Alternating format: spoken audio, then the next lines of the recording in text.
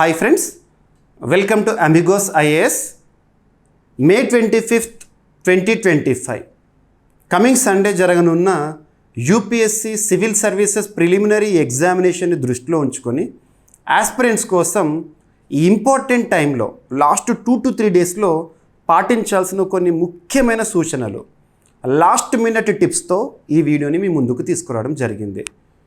మొదటిసారి మన ఛానల్ని చూస్తున్న ప్రతి ఒక్క ఆస్పిరెంట్ ఇప్పుడే మన ఛానల్ని సబ్స్క్రైబ్ చేయండి. ఈ వీడియోని చివరి వరకు చూడండి, నచ్చితే లైక్ చేయండి. యూస్ఫుల్ అని భావిస్తే మీ ఫ్రెండ్స్ అందరికీ, కాంపిటేటివ్ ఎగ్జామినేషన్కి ప్రిపేర్ అవుతున్న ప్రతి ఒక్క ఆస్పిరెంట్కి ఈ వీడియో లింక్ని షేర్ చేయండి. ఇక ఎగ్జామినేషన్ ఏదైనా సరే, పోటీ పరీక్ష ఏదైనా, ఏ స్థాయి పోటీ పరీక్ష అయినా, ఫస్ట్ మనకు మనం కాన్ఫిడెన్స్తో ఉండాలి, కాన్ఫిడెంట్గా ఉండాలి. మరి కాన్ఫిడెన్స్ ఎలా వస్తుంది అంటే, మనకు మనం చెప్పుకునే ఒక మాట, ట్రస్ట్ యువర్ ప్రిపరేషన్. మన ప్రిపరేషన్ అనేది సజావుగా జరిగింది. ఎందుకు సజావుగా జరిగింది, ఎందుకు సక్రమంగా జరిగింది అనే పదాన్ని ఇక్కడ ఉపయోగిస్తున్నానంటే, సిలబస్కి అనుగుణంగా చాలామంది సీరియస్ ఆస్పిరెంట్స్ ప్రిపరేషన్ని కొంతమంది రోజుల తరబడి కానివ్వండి, కొంతమంది నెలల తరబడి కానివ్వండి, కొంతమంది ఏళ్ళ తరబడి కానివ్వండి, ఈ ఎగ్జామినేషన్కి ప్రిపేర్ అవుతున్నవారు ఉన్నారు. సో ఎప్పటి నుండి ప్రిపేర్ అయినా కూడా అందరికీ ఎగ్జామినేషన్ మే 25th జరగబోతోంది. First tyre. మనం సివిల్ సర్వీసెస్ ఎగ్జామినేషన్లో 3 టైర్స్ని చూస్తాము. మొదటి అడుగులో మన ప్రదర్శనని నిరూపించుకోవాల్సిన సమయం ఆసన్నమైంది. కాబట్టి కాన్ఫిడెన్స్తో ఉండండి. మీ ప్రిపరేషన్ అంతా బాగానే జరిగింది, బాగానే ఉంది, ఎగ్జామినేషన్లో కూడా నేను బాగానే పర్ఫామ్ చేస్తానని చెప్పేసి ఒక కాన్ఫిడెన్స్తో ఉండండి. ట్రస్ట్ యువర్ ప్రిపరేషన్, ఇది మాత్రం చెప్పగలుగుతాను. అండ్ ఎగ్జామినేషను సమీపిస్తున్న సమయంలో, ఇక ఇంకొక 2 డేస్లో, ఇంకొక 3 డేస్లో, లేదా రేపు ఉంది ఎగ్జామినేషన్ అనే సమయంలో ఆస్పిరెంట్ ఎవరైనా సరే, ఆస్పిరెంట్ ఎంత ప్రిపరేషన్ని కొనసాగిస్తున్నా, ఎంత కాన్ఫిడెన్స్తో ఉన్నా కూడా లాస్ట్ మినిట్లో ప్రెషర్కి లోనవుతాడు, ఒత్తిడికి లోనవుతాడు. అది మన సమస్య కాదు, అందరికీ కూడా అదే సమస్య. కాబట్టి ఆ ఒత్తిడిని అధిగమించాలి, ప్రెషర్ని ఓవర్కమ్ అవ్వాలి. అందుకోసము మనం చేయాల్సింది ఏంటంటే, మన వీక్ ఏరియాస్ ఏవైతే ఉంటాయో, ఈ ఎగ్జామినేషన్కి ప్రిపేర్ అవుతున్నప్పుడు మనం నోట్ మేకింగ్ చేసుకున్నాము, లేదా ఓన్ నోట్స్ ప్రిపేర్ చేసుకున్నాము. మన ప్రిపరేషన్ సమయంలో ఎక్కడైతే టఫ్గా భావించామో ఆ టఫ్ ఏరియాస్ ఏవైతే ఉంటాయో, మనకు గుర్తుంచుకోవాల్సిన ఏరియాస్ ఏవైతే ఉంటాయో, వాటిని ఈ పీక్ టైంలో చూసుకోండి. దయచేసి ఒక మాట గుర్తుంచుకోండి, కొత్త టాపిక్స్ దృష్టికి వెళ్ళకండి. సో న్యూ టాపిక్స్, ఎట్టి పరిస్థితుల్లో కూడా ఇప్పటి వరకు చదవని టాపిక్స్ ఏవైతే ఉంటాయో వాటిని ఇక టచ్ చేయకండి, వదిలేయండి. అది ఎన్ని టాపిక్స్ అయినా సరే, ఇప్పటి వరకు మనం కంప్లీట్ చేసిన టాపిక్స్ ఏవైతే ఉంటాయో వాటిని మాత్రం రివిజన్ చేయాల్సిందే, రివిజన్. సో రివిజన్లో భాగంగా మరి అన్ని టాపిక్స్ని రివిజన్ చేయాలంటే సమయం అనేది చాలా తక్కువగా ఉంది కదా. ఏ టాపిక్స్ని మనం రివిజన్ చేయాల్సిన అవసరం ఉంది అంటే, ఏ ఏరియాస్లో అయితే మనం ఇబ్బందికరంగా ఫీల్ అయ్యామో, టఫ్గా ఫీల్ అయ్యామో, గుర్తుంచుకోవాల్సినవి ఏవైతే ఉంటాయో మనకు గుర్తులేవో వాటిని గమనించారు ఇప్పటివరకే. వాటిని మరొకసారి చూడండి. ముఖ్యంగా స్టాటిస్టికల్ ఏరియాస్ ఉంటాయి. ఉదాహరణకి కొన్ని నంబర్స్, ఉదాహరణ తీసుకుంటే రీసెంట్గా ఫారెస్ట్ సర్వే అనేది రిలీజ్ అయింది. 2024 డిసెంబర్ మంత్లో India state of forest report 2023 it was released in the month of December 2024. Coming 2 ఇయర్స్లో ఏ కాంపిటేటివ్ ఎగ్జామినేషన్లో అయినా కూడా జాగ్రఫీలో భాగంగా మనం కాంటెంపరీ ఇష్యూగా ఆ టాపిక్ని చూడొచ్చు. అందులో చాలా నెంబర్స్ ఉంటాయి. అలాంటి నెంబర్స్ ఏవైతే ఉంటాయో వాటిని ఒక్కసారి మళ్ళీ రివిజన్ చేయండి. ఒకసారి సరిపోదు అనుకుంటే ఆ ఏరియాస్ని 2-3 సార్లు చూడండి. ఎందుకంటే మనం గతంలో ప్రిపేర్ అవుతున్నప్పుడు సమయం అనేది ఎక్కువగా తీసుకొని ఉండొచ్చు, కానీ ఎగ్జామినేషన్ సమీపంలో ఉంది అన్నప్పుడు మీరు కూడా ఫీల్ అయ్యి ఉంటారు. కొన్ని టాపిక్స్ ఇమ్మీడియట్గా కంప్లీట్ చేస్తూ ఉంటారు, టైం స్పెండ్ అనేది చాలా తక్కువగా పడుతుంది కూడా. సో కాబట్టి ఫాస్ట్గా కంప్లీట్ చేయండి. అండ్ మెంటల్గా స్ట్రాంగ్ ఉండాలి. మనకు మనం స్ట్రాంగ్గా ఉంటేనే మనం ఎగ్జామినేషన్లో కూడా స్ట్రాంగ్గా పర్ఫార్మెన్స్ ఇవ్వగలుగుతాం. అందుకోసము ఇప్పటి వరకు చదవని టాపిక్స్ని టచ్ చేయకండి. మన ప్రిపరేషన్ సజావుగా సాగింది అనే నమ్మకంతో ఉండండి. Visualize your success. ఎట్టి పరిస్థితుల్లో నా సక్సెస్ అనేది నేను చూడబోతున్నాను అనే కాన్ఫిడెన్స్తో ఉండండి.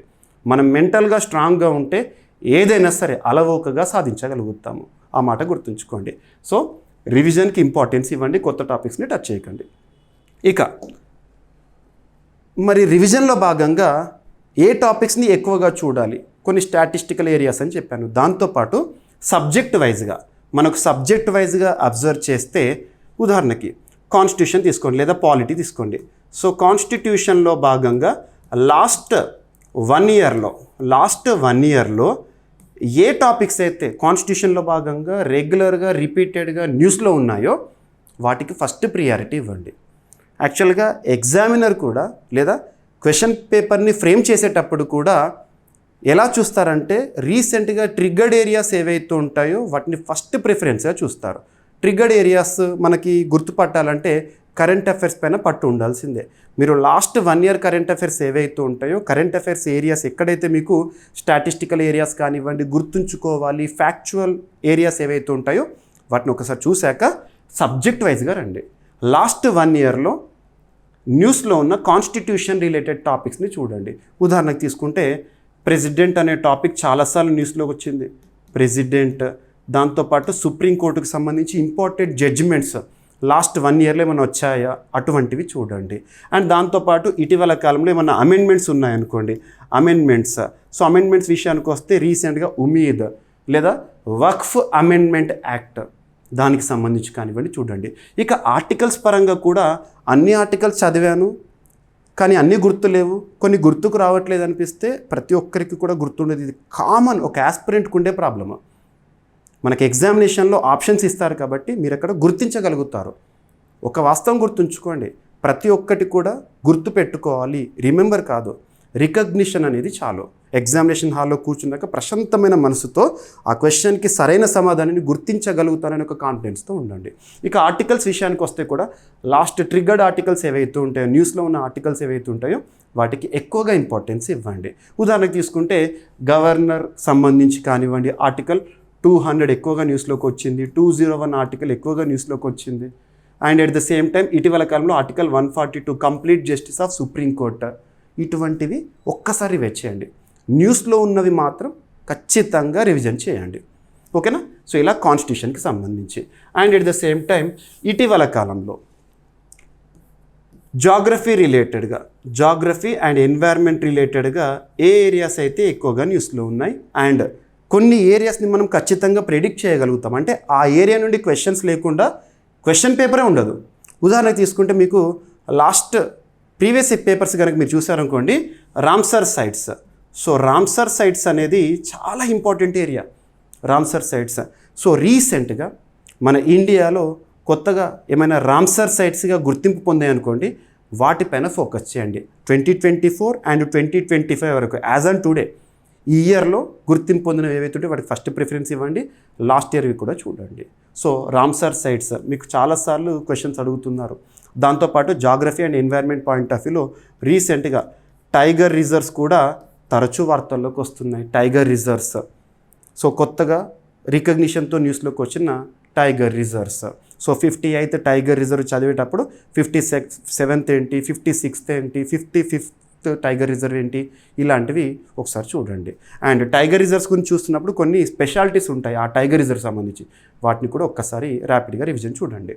And at the same time ఇటీవల కాలంలో మనం జాగ్రఫీకి సంబంధించి India state of forest report ఇది ఖచ్చితంగా ఈ ఏరియా నుండి క్వశ్చన్ వస్తుంది. మీరు ఆల్రెడీ చదివే ఉంటారు. India state of forest report 2023 which was released in 2024. So ఇది ఒక్కసారి చూడండి, ఎందుకంటే మొత్తం కూడా అందులో గణాంకాలు ఉంటాయి కాబట్టి మనం ఎక్కువగా ఇంపార్టెన్స్ ఇవ్వాల్సిన అవసరం ఉంది. అండ్ ఇటీవల కాలంలో జాగ్రఫీకి సంబంధించి ఏమైనా ఫ్రేమ్వర్క్స్ వచ్చాయనుకోండి, international big cats alliance framework అనేది January 23, 2025 నుండి ఈ ఇయర్ నుండి అమల్లోకి వచ్చింది. ఆ బిగ్ క్యాట్స్, ఆ 7 బిగ్ క్యాట్స్ ఏంటి, ఆ ఫ్రేమ్వర్క్ని ఎప్పుడు అనౌన్స్ చేస్తారు, ఇలాంటివి చూడండి. ఓకేనా? సో సబ్జెక్ట్ వైజ్గా ట్రిగ్గరింగ్ ఏరియాస్ ఇవి. ఇక్కడ ట్రిగ్గరింగ్ ఏరియాస్ అంటే లాస్ట్ 1 ఇయర్లో కరెంట్ అఫైర్స్లో భాగంగా మనం చూసిన వాటికి ఇంపార్టెన్స్ ఇవ్వండి. అలా ప్రతి ఒక్క సబ్జెక్ట్ ఉంటుంది. SNT సైన్స్ అండ్ టెక్నాలజీకి సంబంధించి స్పెడెక్స్ రెగ్యులర్గా న్యూస్లోకి వచ్చింది. సో ఇస్రోకి సంబంధించి 100th ఎక్స్పెరిమెంట్ ఏంటి, ఇలాంటివి. సో స్పెడెక్స్ దానికి సంబంధించి దాని పర్పస్ ఏంటి, ఇలాంటివి అడగవచ్చు. ఓకేనా? చంద్రయాన్ అనేది ఎవర్ గ్రీన్ టాపిక్, గగన్యాన్ పైన క్వశ్చన్ ఎక్స్పెక్ట్ చేయొచ్చు. ఇలాంటివి. అండ్ ఇన్నోవేషన్స్, ఇటీవల కాలంలో సైన్స్ అండ్ టెక్నాలజీ సంబంధించి మనం ఇన్నోవేషన్స్ ఏం చూస్తాము, డిఫెన్స్ రిలేటెడ్గా ఏం ఇన్నోవేషన్ చూస్తాము, ఇలా సబ్జెక్ట్ వైజ్గా న్యూస్లోకి వస్తున్నవి ఖచ్చితంగా చూడండి. ఓకేనా? సో అలా అన్ని సబ్జెక్ట్స్ కూడా. సో ఇక్కడ టాపిక్స్ నేమ్ చెప్పేసి నేను టెన్షన్ పెంచను. సో న్యూస్లో ఉన్న వాటికి ఫస్ట్ ప్రిఫరెన్స్ ఇవ్వండి. ఓకేనా? అండ్ ఎకానమిక్స్ సంబంధించి కూడా బడ్జెట్, ఎకనామిక్ సర్వే అవి చూడకుండా మీ ప్రిపరేషన్ అనేది ఎలాగూ ఇంత దూరం వచ్చి ఉండదు. సో ఖచ్చితంగా బడ్జెట్, ఎకనామిక్ సర్వే రీసెంట్వి ఏవైతే ఉంటాయో ఒకసారి చూడండి. అండ్ న్యూ స్కీమ్స్, సో కేంద్ర ప్రభుత్వము ఇటీవల కాలంలో ఏ స్కీమ్స్తో, ఏ పాలసీస్తో, ఏ ఇనిషియేటివ్స్తో అయితే న్యూస్లోకి వచ్చిందో అలాంటివి చూడండి. అండ్ ఏదైనా స్కీమ్కి సంబంధించి కానీ పాలసీకి కానీ మన అప్డేట్ వచ్చిందనుకోండి, దాన్ని కూడా చూడండి. రీసెంట్గా ముద్రా యోజనకి సంబంధించి ఏం మార్పు జరిగింది, ఎలా రివైజ్ చేశారు, ఇలాంటివి. ఓకేనా? సో అలా సబ్జెక్ట్ వైజ్గా మీరు ఒక్కసారి లాస్ట్ 1 yearలో ట్రిగర్డ్ టాపిక్స్ ఏవైతే ఉంటే ఒక్కసారి ఫస్ట్ ప్రిఫరెన్స్ ఇవ్వండి. ఓకేనా? అండ్ దాంతోపాటు ఇక మనం ఈ 2 to 3 డేస్లో కొన్ని మాక్ టెస్ట్లు రాస్తే బెటర్. ఆ మాక్ టెస్ట్ కూడా ఏంటంటే స్టిపులేటెడ్ టైం, మనం ఎగ్జామినేషన్ హాల్లో ఉన్నట్టుగానే భావిస్తూ సేమ్ యాజ్ ఇట్ ఈజ్ అదే ప్యాటర్న్లో ఎగ్జామ్ రాసి కాన్ఫిడెన్స్ని మనం బిల్డప్ చేసుకోవాలి. ఇది ఒక పాయింట్. ఓకేనా? And at the same time CSAT. So సీసాట్లో భాగంగా చాలామంది ఆస్పిరెంట్స్ జిఎస్లో మంచి పర్ఫార్మెన్స్ ఇచ్చినా కూడా సీసాట్లో వాళ్ళు క్వాలిఫై కాకపోవడం వల్ల వాళ్ళు ఫైనల్ ఎగ్జామినేషన్ ఏదైతే ఉంటుందో లిస్ట్లో లేకుండా వెళ్ళిపోతున్నారు. కాబట్టి సీసాట్ మీరు చూసేటప్పుడు ఈ లాస్ట్ 2 to 3 డేస్లో ఇంపార్టెంట్ ఫార్ములాస్ కానివ్వండి, ఆ ఫార్ములాస్ని మరొకసారి రివైజ్ చేయండి. ఎందుకంటే సీసాట్ని ఎట్టి పరిస్థితుల్లోనూ నెగ్లెక్ట్ చేయకండి. అండ్ అభ్యర్థులు గుర్తుంచుకోండి ఒక పాయింట్, అది కాషన్గా చెప్తున్నాను. మార్నింగ్ పేపర్, ఆఫ్టర్నూన్ పేపర్ చూస్తాం. మనం 2 పేపర్స్ చూస్తాం కదా ప్రిలిమినరీ ఎగ్జామినేషన్ సంబంధించి. మార్నింగ్ పేపర్ అయిపోయిన తర్వాత మనకు కొంత సమయం అనేది దొరుకుతుంది సీసాట్ ఎగ్జామినేషన్ కంటే ముందు. ఈ సమయంలో ఎట్టి పరిస్థితుల్లో మార్నింగ్ పేపర్లోని క్వశ్చన్స్ని ఎవరితో కూడా డిస్కస్ చేయకండి, డిస్కషన్స్ పెట్టకండి. ఏదైనా యూట్యూబ్లో కానివ్వండి, కీ పేపర్ అనాలిసిస్ కానివ్వండి, ఏమైనా కనిపించినా కూడా ఆ ఇన్ బిట్వీన్ టైంలో మాత్రం ఎట్టి పరిస్థితిలో చూడకండి. ఎందుకంటే మనకు కొన్ని క్వశ్చన్స్ రైటే కావచ్చు, రాంగే కావచ్చు.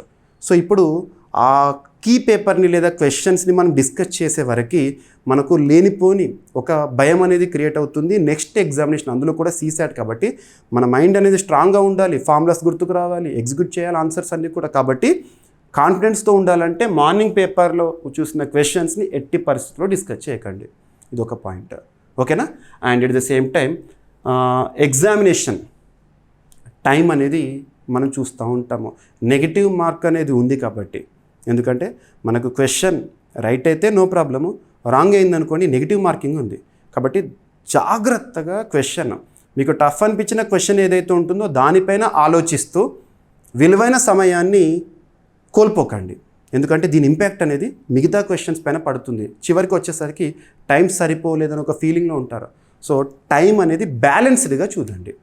సో ఈచ్ అండ్ ఎవ్రీ క్వశ్చన్కి విదిన్ టైం ఫ్రేమ్లోనే ఆన్సర్ చూసే ప్రయత్నం చేసేయండి, ఆన్సర్ ఇచ్చే ప్రయత్నం చేసేయండి. అండ్ ఇక్కడ అబ్జర్వ్ చేస్తే కొంతమంది ఏం చేస్తారంటే ఒక క్వశ్చన్ పైన నిమగ్నమై 5-10 minutes 15 minutes కూడా అదే క్వశ్చన్ పైన వాళ్ళ దృష్టిని కేంద్రీకరించడం వల్ల నెక్స్ట్ క్వశ్చన్ పైన ఇంపాక్ట్ అయ్యే అవకాశం ఉంటుంది. సో టైం అనేది బ్యాలెన్స్డ్గా చేసుకోండి. ఓకేనా? అన్ని క్వశ్చన్స్ చూడాలి, మనకు వచ్చిన క్వశ్చన్స్ని మాత్రమే ఆన్సర్ ఇవ్వాలి. ఓకేనా? ఇక చాలామంది ఆస్పిరెంట్స్ ఎగ్జామినేషన్ హాల్ విషయంలో మీ హాల్ టికెట్స్ అన్నీ కూడా డౌన్లోడ్ చేసుకుంటారు కదా, హాల్ టికెట్లో ఎగ్జామినేషన్ హాల్ ఎక్కడ ఉంది, సెంటర్ ఎక్కడ ఉంది, అండ్ సెంటర్ అనేది మీకు సమీపంలో ఉందనుకోండి ఒక్కసారి ప్రెమిసెస్ చూడండి. లేదు అంటే ఎగ్జామినేషన్ టైంకి బిఫోరే, చెప్పిన టైం కంటే బిఫోరే అక్కడ వెళ్ళండి. అక్కడికి వెళ్ళాక కూడా బుక్స్ని తీసుకెళ్ళి రివిజన్ చేయడం ఇలాంటివి చేయకండి.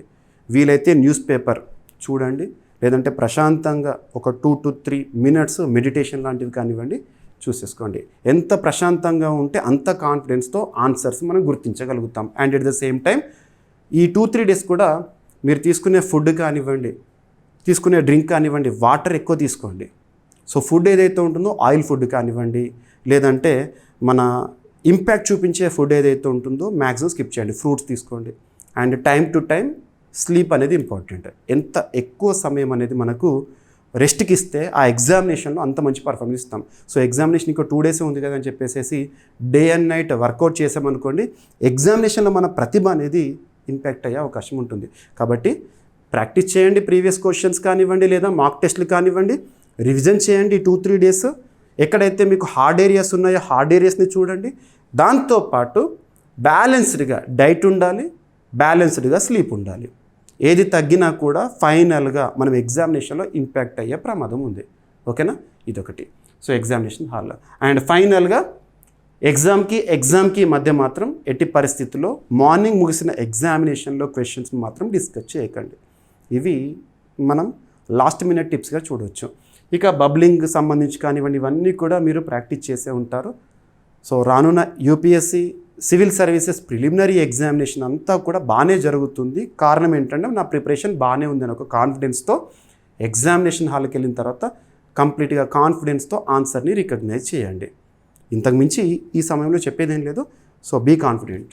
ఓకేనా, ప్రతి ఒక్కరు కూడా మంచి పర్ఫార్మెన్స్ ఇస్తారని చెప్పేసి మన అమిగోస్ ఆస్పిరెంట్స్కి అండ్ అందరూ వీడియో చూస్తున్న ప్రతి ఒక్క ఆస్పిరెంట్కి కూడా మన అమిగోస్ ఐఏఎస్ అకాడమీ నుండి ఆల్ ది బెస్ట్.